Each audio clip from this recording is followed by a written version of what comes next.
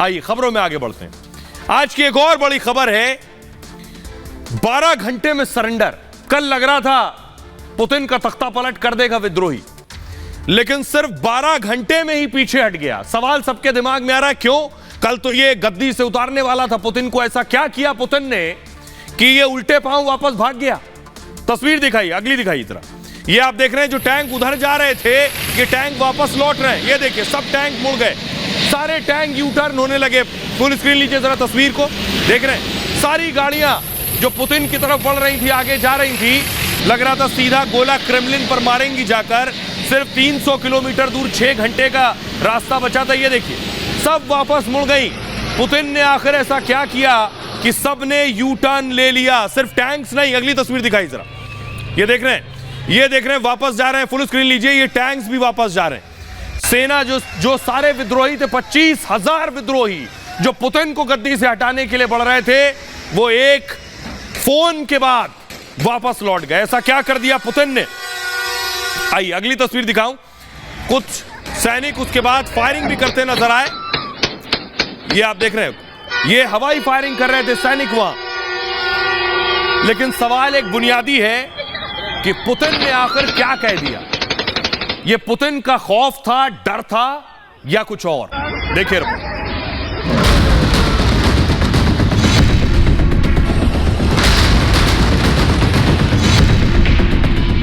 Putin के सामने विद्रोहियों का सरेंडर। 12 घंटे में ही वैगनर सेना की वापसी।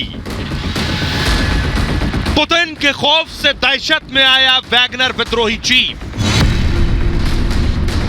रूस की सड़कों पर कल टैंकों की आवाज ने पूरी दुनिया में हलचल पैदा कर दी थी।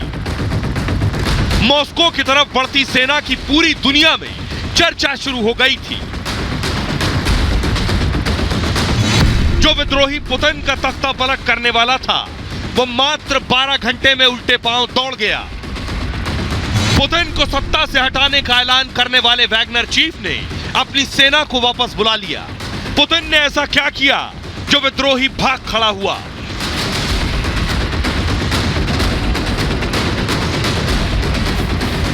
आइए अब मैं आपको दिखाता हूं वापस लौटने वाली कुछ और तस्वीरें। लोग गुड बाय कह रहे हैं, ये देखिए जरा। ये आप देख रहे हैं जो विद्रोही आगे बढ़ रहे थे पुतिन की तरफ, जब वापस लौट रहे थे तो रूसी नागरिक जो हैं वो उन्हें गुड बाय कह रहे हैं हाथ पकड़ के कि वो वापस लौट रहे हैं।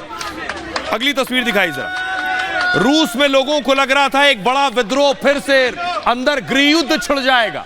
उसके बाद लोगों ने राहत की सांस ली। लोग जश्न मनाने निकल पड़े सड़कों पर कि अब कम से कम घर के अंदर जंग के हालात नहीं होंगे। आइए अब मैं आपको बताने जा रहा हूं कि आखिर क्या हुआ 12 घंटे के अंदर। जो शख्स पुतिन को ललकार रहा था जंग के लिए, जो शख्स पुतिन का तख्ता पलट और गद्दी से उतारने पहुंचा था, उसने कैसे वापसी की, क्या कहते हुए वापसी की, क्या कह रहा है, अब जरा वो देखिए जरा। पुतिन से बात करने के बाद ये विद्रोही येवगिनी को आप देख रहे हैं। येवगिनी ने कहा खून खराबा और बढ़ सकता था, इसलिए हमने अपनी जिम्मेदारी समझी ताकि इस जंग को रोका जा सके। हमारे सैनिक रूस से अब लौट रहे हैं, सैनिक यूक्रेन से जंग में वापस लौटेंगे। लेकिन यही शख्स 12 घंटे पहले क्या कह रहा था? लक्ष्य तय कर लिया है, मरने को तैयार हैं, मातृभूमि और रूसी नागरिकों के लिए खड़े हुए हैं। रास्ते में जो भी आएगा उसे तबाह कर देंगे। पहले रोस्तोव फिर मॉस्को की तरफ बढ़ेंगे। वैगनर देशभक्त है, हम सरेंडर हरगिज नहीं करने वाले हैं। पुतिन का रास्ता गलत है, जल्द नया राष्ट्रपति मिलेगा, यानी जल्द तख्ता पलट होगा। और पुतिन ने उसके जवाब में कहा था वैगनर ने पीठ में छुरा घोंपा है, रूस को धोखा दिया है इन्होंने, निजी हितों के चलते हमारे साथ विश्वासघात हुआ है। जो भी विद्रोह करेगा उसे दंडित किया जाएगा, जिसने देशद्रोह किया उस पर कड़ी कार्रवाई की जाएगी, किसी भी कीमत पर अपने नागरिकों की रक्षा करेंगे, ये पुतिन ने कहा था। अब सुनिए जरा वैगनर चीफ क्या कह रहा है जब यू टर्न ले लिया उसके बाद, सुनिए जरा। Они бьются, но жизнь их под Бахмутом коротка. День-два. Дайте возможность им покинуть город. Город фактически окружен. अब सवाल एक बड़ा ये है, बड़ा सवाल ये कि ये लोग कहां जाएंगे? जो भी ये विद्रोही हैं जो पुतिन से लड़ने को तैयार थे, अब ये वापस जाएंगे कहां? इनसे कह दिया गया है रूस में आप नहीं रहेंगे, तो देखिए कहां जाएंगे। अब ये देख रहे हैं रूस का नक्शा आप, रूस का जो शहर है रोस्तोव, ये जो आप देख रहे हैं, ये रोस्तोव शहर आप देख रहे हैं, रोस्तोव जो आप टारगेट देख रहे हैं, ये लोग सब रोस्तोव में थे। अब रूस से लगा हुआ अगला देश है बेलारूस, रोस्तोव से ये सब बेलारूस जाएंगे, बेलारूस के मिन्स्क। अब यहीं रहेगा पुतिन का विद्रोही, दूसरी कोई जगह इसके लिए है नहीं कि आखिर कहां रहने जाएगा। लेकिन इस बीच सवाल यह है, पुतिन ने आखिर क्या किया इस दरमियान, ये मैं आपको बताने जा रहा हूं, जिसके बाद इसने यू टर्न लिया। ये आप तस्वीर देख रहे हैं, पुतिन ने अपनी पूरी आर्मी को तैयार कर लिया कि जैसे ही पता चला पुतिन को कि मॉस्को की तरफ विद्रोही बढ़ रहे हैं, पुतिन ने आर्मी और टैंक्स के साथ अपने सैनिकों को सड़क पर उतार दिया। अगली तस्वीर दिखाई। इसके अलावा अपने जो करीबी थे चेचन फोर्स के कमांडर रमजान कादिरोव को बोल दिया कि इससे निपटो। अगली तस्वीर दिखाई जरा।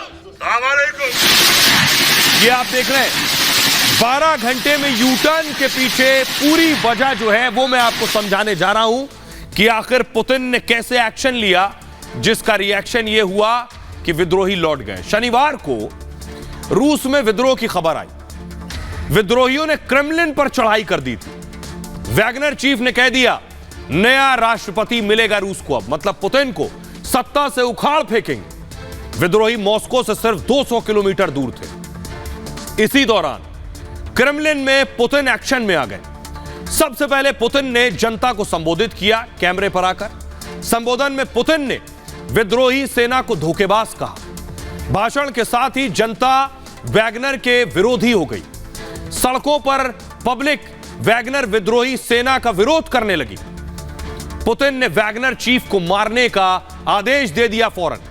रूसी सेना सभी रास्तों को जगह जगह ब्लॉक कर रही थी। जगह जगह सेना और टैंक सड़क पर उतार दिए पुतिन ने। पुतिन की भरोसेमंद चेचन फोर्स ने भी फौरन मोर्चा संभाल लिया। चेचन फोर्स के चीफ कादिरोव भी मैदान में उतर आया। पुतिन ने पूरे मामले की जानकारी बेलारूस को दी फौरन। बेलारूस की फौज भी मोर्चे पर तैनाती के लिए जुट गई थी। इसी दौरान बेलारूस के राष्ट्रपति ने वैगनर विद्रोही चीफ को फोन लगाया। राष्ट्रपति अलेक्जेंडर ने वैगनर चीफ को समझौते का एक प्रस्ताव दिया, एक पुतिन का समझौता। येवगेनी ने अलेक्जेंडर से कहा पुतिन से समझौता कर लो। अलेक्जेंडर की कॉल के बाद ही येवगेनी के तेवर ढीले पड़ गए। मॉस्को की तरफ जा रहे विद्रोहियों के टैंक वापस लौटने लगे। वैगनर चीफ ने रूस से सेना की वापसी का ऐलान कर दिया। समझौते के तहत क्रेमलिन ने भी केस वापसी की बात कही। कहा गया वैगनर चीफ पर आपराधिक केस दर्ज नहीं होगा। विद्रोही वैगनर के सैनिकों पर केस नहीं चलाया जाएगा। वैगनर सेना के चीफ येवगेनी बेलारूस में अब रहेंगे। सुनिए जरा क्या कुछ कह रहे हैं पूर्व डिप्लोमेट, उनकी राय क्या है कि आगे क्या होने वाला है, सुनिए। पुतिन ने शायद ये डील करी होगी कि ठीक है ये जो डिफेंस मिनिस्टर है इसको मैं हटा देता हूं, और आप देखिए आज खबर आई है कि शोइगु को डिफेंस मिनिस्ट्री से हटाया जाएगा। और पुतिन ने लुकाशेंको जो बेलारूसिया का प्रेसिडेंट है उसके थ्रू ये डील नेगोशिएट करी होगी कि प्रिगोजिन तुम नेशनलिस्ट हो, माना तुम्हारी इज्जत है, तुम सही कर रहे थे, जो गलत हो रहा था उसको अब हम ठीक करते हैं, हम डिफेंस मिनिस्टर को हटाते हैं, तुम अपने सोल्जर्स को वापस भेजो यूक्रेन। ये शायद हुआ है। 24 घंटे के बाद में उन्होंने अपने ट्रुप्स को कहा आप विड्रॉ कर दीजिए और वापस अपने कैंप्स में चले जाइए। ये कहा कि ये हम इसलिए कर रहे हैं ब्लड शेड को अवॉइड करने के लिए। लेकिन जो बेलारूस के प्रेसिडेंट हैं उनकी इंटरवेंशन से समझौता हुआ है, जिसमें आश्वासन दिया गया है कि उनके खिलाफ वैगनर चीफ के खिलाफ कोई एक्शन नहीं लिया जाएगा, उनके फाइटर्स के खिलाफ कोई एक्शन नहीं लिया जाएगा। क्या वास्तव में एक्शन नहीं लिया जाएगा ये तो समय बताएगा। जो म्यूचुअल फेथ और ट्रस्ट था वो ख़त्म हो गया है। क्या वैगनर के लड़ाके रशियन आर्मी के ऊपर भरोसा कर सकते हैं और रशियन आर्मी उनके ऊपर भरोसा कर सकती है? फिर इसके बड़े ज़बरदस्त फ़ायदे हो सकते हैं यूक्रेन को, और मेरा ख्याल हो भी गए हैं। अगर रशिया के अंदर बगावत होती है किसी प्रकार से तो उसका फ़ायदा जो है केवल नेटो को और यूक्रेन को होगा। लेकिन एक बात नहीं भूलनी है, वो बात यह है कि बेशक ये विद्रोही भाग गया हो रूस से, लेकिन पुतिन अपने विरोधियों को, विद्रोहियों को, बगावत करने वालों को, धोखा देने वालों को छोड़ते नहीं है। इतिहास गवाह है कि जितने भी लोगों ने पुतिन के खिलाफ आवाज उठाई है या विद्रोह किया है, वो सब जान से मारे गए हैं। तो क्या बेलारूस जाने के बाद येवगिनी भी मार दिया जाएगा? ये मैं क्यों कह रहा हूं, देखिए, ये आप देख रहे हैं, ये पुतिन को आप देख रहे हैं, और ये देखिए, ये टारगेट देख रहे हैं। पहला टारगेट बीच में जो आपको सर नजर आ रहा है, यही वो विद्रोही येवगिनी है। 23 साल से पुतिन रूस पर शासन कर रहे हैं और अब तक पुतिन के सामने कोई टिक नहीं पाया। जिसने विरोध की आवाज उठाई उसकी मौत हो गई। सबसे पहले येवगिनी देखिए, रूस में पुतिन के तख्तापलट की साजिश रची, कुर्सी से हटाने के लिए क्रेमलिन पर चढ़ाई कर दी। समझौते के तहत अब ये बेलारूस में रहेंगे। बेलारूस पुतिन का सबसे भरोसेमंद देश है। पुतिन जब चाहे बेलारूस में येवगिनी की हत्या करवा सकते हैं। पुतिन अपने दुश्मनों को कभी नहीं बख्शते। जैसे उदाहरण के लिए देखिए, पावेल एंटोफ, एक होटल की खिड़की से गिरने से पावेल एंटोफ की मौत हो गई। भारत के उड़ीसा में घूमने के लिए आए थे, ये भी पुतिन के विरोधी थे। अगला नाम है मरीना यांकीना।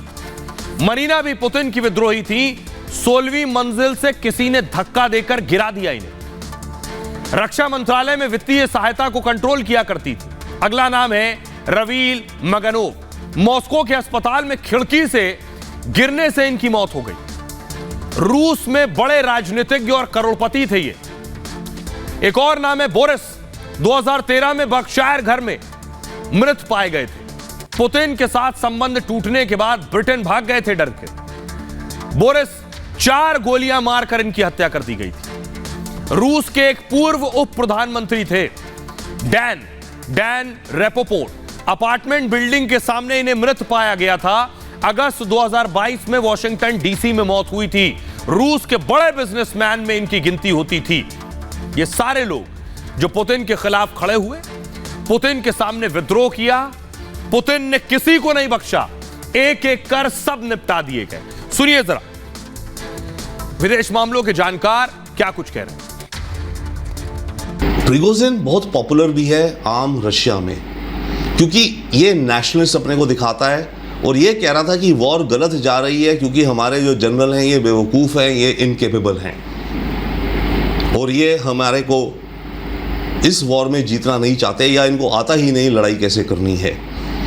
तो रशिया में बहुत पॉपुलर भी है वैगनर का चीफ। तो अगर इसकी बेलोरूसिया में जहाँ ये एग्जाइल में वहाँ हत्या करा दी गई तो उसका रशिया के अंदर पब्लिक ओपिनियन का कुछ असर पड़ेगा जो कि नेगेटिव होगा पुतिन के लिए। तो शायद कत्ल या हत्या ना करवाएं। रिबेलियन अगर होती तो ब्लडशेड होता तो अच्छी बात नहीं थी। तो उनको भी समझाया गया है।